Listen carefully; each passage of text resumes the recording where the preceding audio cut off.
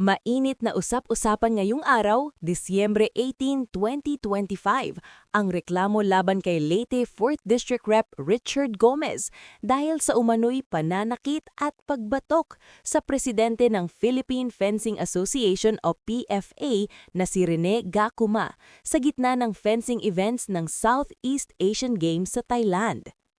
Nagsimula umano ang gulo nang kumprontahin ni Gomez si Gacuma matapos palitan ang fencer na si Alexa Larazabal sa kompetisyon dahil sa isyu ng mga dokumento. Hindi umano ito na ipaalam agad kay Gomez na kasalukuyang PFA Director at POC Vice President. Ayon kay Gacuma, pinilipit ni Gomez ang kanyang hinlalaki ng pilit, minura at ininsulto at binatukan din umano siya ng aktor o politiko.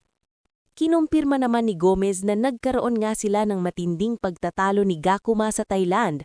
Ayon sa kanya, uminit ang kanyang ulo dahil sa biglaang pagpalit sa atletang si Alexa Larazabal sa Women's Individual EP event nang walang sapat na abiso o board meeting.